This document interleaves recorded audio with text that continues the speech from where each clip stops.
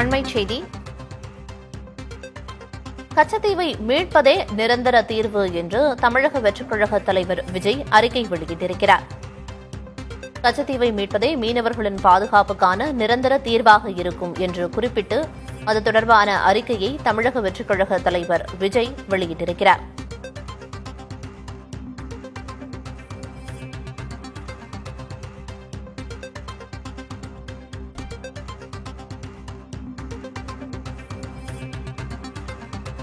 கச்சத்தீவை மீட்பது மட்டுமே மீனவர்களின் பாதுகாப்புக்கான நிரந்தர தீர்வாக இருக்கும் என்று குறிப்பிட்டு விஜய் அறிக்கை வெளியிட்டிருக்கிறார். மீனவர்களின் உயிரையும் உணர்வுகளையும் பாதுகாப்பதே ஒன்றிய மற்றும் மாநில அரசுகளின் தலையாய கடமை என்றும் குறிப்பிட்டு அவர் அந்த அறிக்கையை வெளியிட்டிருக்கிறார்.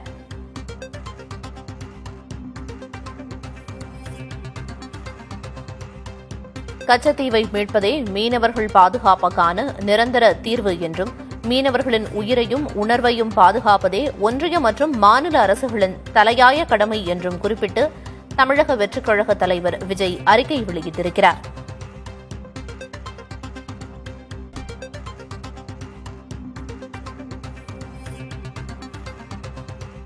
ஆயிரத்து 1974 கச்சத்தீவு கைவிட்டு போக காரணம் ஆட்சி அதிகார பசி கொண்ட அன்றைய ஆளும் கட்சியான திமுக தான் என்றும் அவர் தனது அறிக்கையில் குறிப்பிட்டுள்ளார். மீனவர்களின் உயிரையும் உணர்வையும் பாதுகாப்பதே ஒன்றிய மற்றும் மாநில அரசுகளின் தலையாய கடமை என்றும் தனது அறிக்கையில் அவர் குறிப்பிட்டிருக்கிறார். கச்சத்தீவை மீட்பது மட்டுமே மீனவர்கள் பாதுகாப்புக்கான நிரந்தர தீர்வாக இருக்க முடியும் என்றும் தனது அறிக்கையில் தமிழக வெற்றிக் கழக தலைவர் விஜய் குறிப்பிட்டிருக்கிறார். மீனவர்களின் உயிரையும் உணர்வையும் பாதுகாப்பதே ஒன்றிய மற்றும் மாநில அரசுகளின் தலையாய கடமை என்றும் 1974 கச்சத்தீவு கைவிட்டு போக காரணம் ஆட்சி அதிகார பசி கொண்ட அன்றைய ஆளும் கட்சியான திமுக தான் என்றும் அவர் குறிப்பிட்டிருக்கிறார்.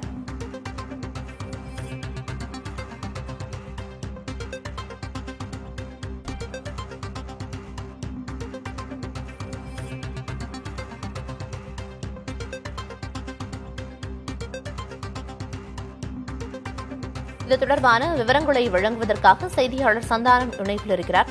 சந்தானம், கச்சத்தீவு விவகாரம் தொடர்பாக தமிழக வெற்றிக் கழக தலைவர் விஜய் அறிக்கை வெளியிட்டிருக்காரு. அறிக்கையில என்னென்ன முக்கியமான விஷயங்கள் எல்லாம் இடம்பெற்றிருக்கு, விவரம்? இந்த கச்சத்தீவு விவகாரம் தொடர்பாக தமிழக சட்டப்பேரவையில தீர்மானம் கொண்டு வரப்பட்டிருக்கூடிய நிலையில இது தொடர்பாக தாவேக தலைவர் விஜய் ஒரு அறிக்கை கொடுத்திருக்கிறார். அதுல கச்சத்தீவு மீட்பில் இடைக்கால தீர்வு என்பது 99 வருடங்களுக்கான குத்தகை ஒப்பந்தமே என்றும், அதே போன்று கச்சத்தீவு மீட்டெடுக்கிறது மீனவர்களுக்கான பாதுகாப்பான நிரந்தர தீர்வு என கூறிவிட்டு சில முக்கியமான அம்சங்களை குறிப்பிட்டார். மீனவர்களின் உயிரையும் உணர்வையும் பாதுகாப்பதே ஒன்றிய மற்றும் மாநில அரசுகளின் தலையாய கடமை.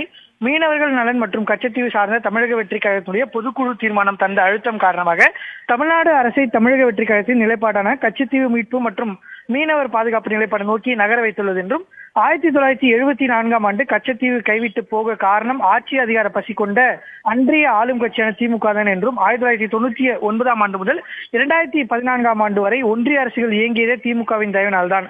அத்தகைய நிலையில் அப்போதெல்லாம் கச்சத்தீவு விவகாரத்தை கண்டுகொள்ளாமல் விட்டுவிட்டு இப்போது மட்டும் தனி தீர்மானம் என்ற கண்துடைப்பு நாடகம் ஏன், இந்த கேள்வியே தமிழக மக்களிடம் எழுந்துள்ளது என்றும், அன்று முதல் இன்று வரை ஒன்றிய அரசுக்கு வாஞ்சியோடு வருடி கொடுத்து மறைமுக அன்பை வெளிப்படுத்தும் கடிதம் எழுதும் கபட நாடகம் மட்டுமே இந்த வெற்றி விளம்பரமான திமுக அரசின் மாயாஜால வித்து என்று அவர் குற்றம் சாட்டியிருக்கிறார். குறிப்பாக அதிகாரமயமாக இருக்கும் போதெல்லாம் கைவிட்டுவிட்டு 2026 சட்டமன்ற தேர்தல் நெருங்குவதால் இப்போது தனி தீர்மானம் ஏற்றும் கபட நாடக திமுக அரசின் அந்தர்பல்ட்டி அரசியலை தமிழக வெற்றிக் கழகம் கடுமையாக கண்டிக்கிறது என்று இந்த அறிக்கையில் குறிப்பிட்டார். இலங்கை கடற்படையின் தாக்குதலால் தமிழக மீனவர்கள் இதுவரை 800க்கும் அதிகமானோர் உயிரிழந்துள்ளனர். அவர்களின் உடைமைகளுக்கும் வாழ்வாதாரம் பறிக்கப்பட்டுவிட்டன என்றும், குஜராத் போன்ற மற்ற மாநில மீனவர்களுக்காக மட்டும் பாதுகாப்பாக இருக்கும் ஒன்றிய அரசு எங்கள் தமிழக மீனவர்களின் மட்டும் கைவிடுவது ஏன் என்று ஒன்றிய அரசு மீதும் குற்றம் சாட்டியிருக்கிறார்.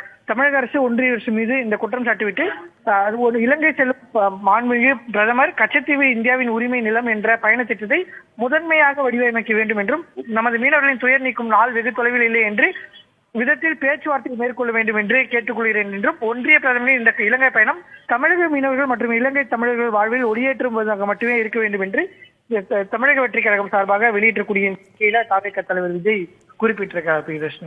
கச்சத்தீவை மீட்பது மட்டுமே நிரந்தர தீர்வாக இருக்க முடியும் என்று குறிப்பிட்டு அறிக்கையை வெளியிட்டிருக்கிறார். குறிப்பாக கச்சத்தீவு விவகாரம் தமிழக அரசியல்ல இப்ப பேசுபொருளாக இருக்கக்கூடிய நிலையில ஆளும் திமுக அரசையே விமர்சித்து அறிக்கையை வெளியிட்டிருக்கிறார். இந்த முக்கியமான காலகட்டத்தில் வெளியான இந்த அறிக்கை எவ்வளவு முக்கியத்துவம் வாய்ந்ததா பார்க்கப்படும் சந்தானம்? நிச்சயமா தமிழக அரசு மீது தொடர்ச்சியாக தமிழக வெற்றி கழகத்தினுடைய தலைவர் விஜய் பல்வேறு குற்றச்சாட்டுகளை தொடர்ந்து வைத்து வருகிறார். குறிப்பாக தமிழக வெற்றி கழகத்தினுடைய பொதுக்குழு கூட்டத்துல இந்த இலங்கை மீனவர்கள் தொடர்பாக தீர்மானம் கொண்டு வந்த பின்பு தமிழக சட்டப்பேரவையில ஒரு தனி தீர்மானம் கொண்டு வரப்பட்டது. அதனை தமிழக வெற்றி கழகத்தினுடைய அழுத்தம் காரணமாக தான் இது நடைபெற்றது என்று அவர் அந்த கட்சி சார்பாக கிரெடிட் எடுக்க அவர் இதன் மூலமா முயற்சி பண்றாரு. இன்னொன்னு, முன்னாள் மறைந்த முதலமைச்சர் ஜெயலலிதா இருந்தபோது சட்டப்பேரவையில தொடர்ச்சியாக இந்த கச்சத்தீவு விவகாரத்துல கச்சத்தீவு கைவிட்டு போனதுக்கு காரணம் என திமுக தான் என்று தொடர்ந்து குற்றச்சாட்டு வைத்து வந்தார். அதே குற்றச்சாட்டை தற்போது தாவேக தலைவர் விஜயும் முன்வைக்கிறார். தொடர்ந்து அவர் பார்த்தீங்கன்னா மீனவர் சமுதாயத்தினர் விஜய்க்கு ஆதரவாக இருக்க வேண்டும் என்பதை நோக்கி பல்வேறு திட்டங்களை தாவேக தலைவர் விஜய் எடுத்து வருகிறார். அந்த ஒரு பகுதியா தற்போது இந்த கச்சத்தீவு விவகாரம் தொடர்பாக குறிப்பாக பிரதமர் நரேந்திர மோடி இலங்கை செல்லக்கூடிய நிலையில தமிழக சட்டப்பேரவையில தனி தீர்மானம் கொண்டு வரப்பட்டிருக்கூடிய நிலையில இந்த அறிக்கை என்பது மிக முக்கியத்துவம் வாய்ந்ததாக பார்க்கப்படுகிறது. நிச்சயமா, ஏற்கனவே முதலமைச்சர் மு.க.ஸ்டாலின் பிரதமருக்கு கடிதம் வாயிலாகவும் வலியுறுத்தியிருந்தார். இலங்கை செல்லும் பிரதமர் இதற்கு ஒரு நிரந்தர தீர்வு கிடைக்க வழிவகை செய்ய வேண்டும் அப்படின்னு. இப்ப விஜயும் அறிக்கை வாயிலாக வெளியிட்டிருக்கிறார். கச்சத்தீவை மீட்பதுதான் நிரந்தர தீர்வா இருக்க முடியும் அப்படின்னு. ஆனாலும் கூட அந்த 1974 கச்சத்தீவு கைவிட்டு போக காரணம் திமுக தான் அப்படிங்கிற ஒரு குற்றச்சாட்டையும் முன்வச்சிருக்காரு. பல்வேறு தகவல்களை வழங்கியதற்கு நன்றி சந்தானகுமார்.